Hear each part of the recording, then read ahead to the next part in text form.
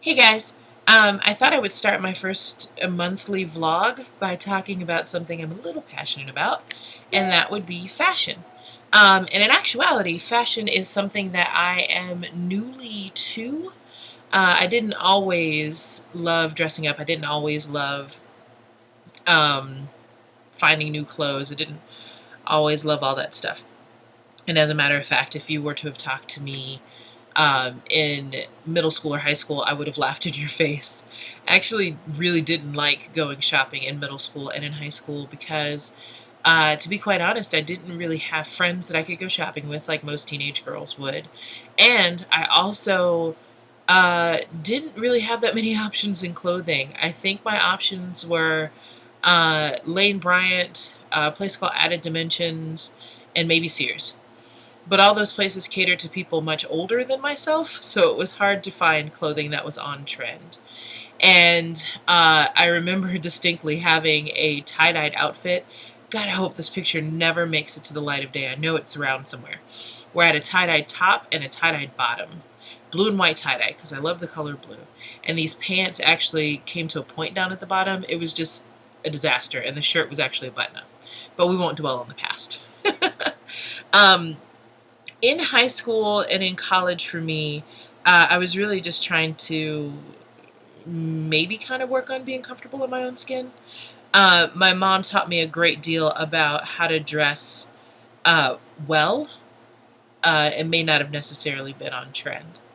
When I was in college, however, I probably would say that I was a fashion disaster. I will go so far as to say I was a fashion disaster. Um, I can't think of any outfit that was a good outfit. I know that I spent a lot of time in too short carpenter jeans that I would slash the bottoms out, um, combat boots, and oversized men's t-shirts and men's button-up shirts because I really didn't have too many options. When I became an adult, and we first got the internet in the house, this sounds like such a long time ago, but I got really excited about that and started investigating a little bit more about um, fashion, and I discovered Torrid. And I'm actually going to show you me in college. Ta-da! Isn't that great? Yeah, it's a classy look. I think I wore that sweater all the time, and that t-shirt is a man's t-shirt. Yeah, the glasses were hot too. Um, it's a shame I grew up in the 90s. But anyway, I discovered Torrid maybe when I was about 22, 23 years old, and I went nuts. Loved that store. Ordered as much as I could from there when I could. I wasn't making a whole lot at the time, so anything that I could get was great. And I remember making one fateful road trip out there, out to one of the stores in Annapolis, and really falling in love. And this was back when everything was red and black and goth. And I was outside of the size range at that point, but there was one shirt that I could fit into, and that one shirt that I could fit into was a I'm all popular, sorry, was a wife beater or an A-line shirt that had a traditional bird on the front of it, and I wore it till it was threadbare. And I spent a lot of time shopping in Torrid. Around my birthday, I would spend a whole lot of time and money in Torrid buying up clothing. Um, and I wanted to look like all the scene kids that I hung out with, so I tried really hard for that, and eventually grew out of that. Eventually wanted to try to find something else. And I worked at Lane Bryant for a period of time and learned a little bit more about fashion and makeup, actually, in that 9 month time frame, and realized that Lane Bryant wasn't for me. They catered to a very different group, and I was not part of that group. Um, and so one of the other things that I would do is I would order catalogs from stores where I didn't necessarily fit in the clothing, but I liked the aesthetic. So Anthropologie, Urban Outfitters, places like that. And I would find outfits that I would like and work really hard to replicate those outfits in a way that I would feel like I looked good. I will use the word flattering, but not in the conventional sense. When I say flattering, I mean when I look in the mirror, a smile like this one hits my face, and I know that I am ready to greet the world.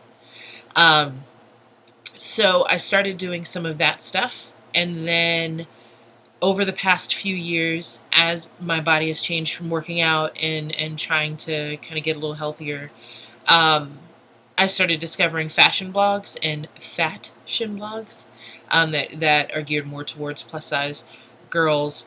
And that opened a whole nother world to me of places that I didn't even know existed. A lot of places overseas that I have fallen in love with. Places like ASOS, Simply Be, Evans, stateside, places like Domino Dollhouse, Cupcakes and Cuddle Bunnies. I could go on and on. Redress, when that was still active in New York, I loved going there whenever I had a chance. So all of these places kind of got me looking more into fashion and what was flattering and what I liked. And in the midst of all of that, I started trying to really look at what my voice was in all of it, what I felt comfortable with. And I have arrived at this great little crossroads that's part bohemian, part hipster. If I'm not careful, I can stumble into retired art teacher category. Kindergarten art teacher, actually, category. But I'm pretty good at not getting there, just so you know. But I really, once I found my voice and all of that, it made it easier to find clothing. It made it easier for me to find cuts and patterns that fit, and also made it a little easier for me to take a couple of risks.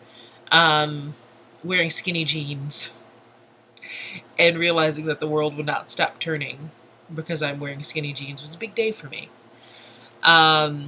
Finding some bodycon dresses that are probably a little bit tighter than what you would normally be accustomed to seeing, and using those as tunic tops. Taking dresses that may be a little too short. I'm 5'10". Some dresses that would go to the knee on some will go to my thigh, and as much as I am getting more comfortable with my body, that's not going to fly in a public setting. Pairing those with different bottoms and just finding my voice there. So once I started doing all that, I really got more comfortable in myself and feeling like I could kind of give this fashion thing a shot and do it, I guess, well. So gone are the days of oversized t-shirts. Gone are the days of ill-fitting jeans that were too short and hiking boots everywhere. For me, I've actually disciplined myself to where I don't wear jeans and t-shirts all the time. I will wear yoga pants. Did today. They were so comfortable. But I'm now a maxi dress, flip-flop, hair pulled up in a bun, as you see here.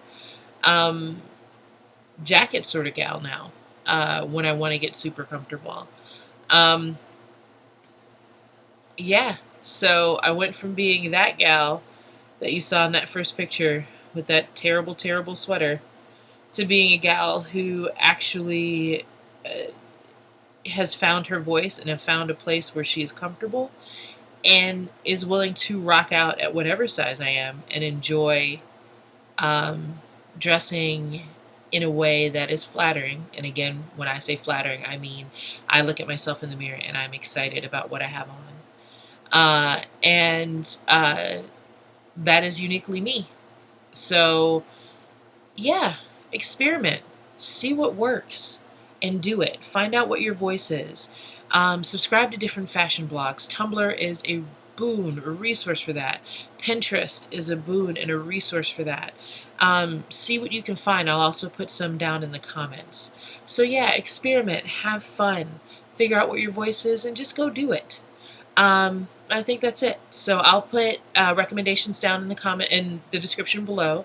And next month, I figure I will answer your questions. So put all the questions that you have down in the bottom in the comments box, and next month I will answer as many as I can. I hope you guys have fabulous weeks. I hope you guys enjoy these beautiful days, and I hope you rock out. So I will talk to you soon. Bye.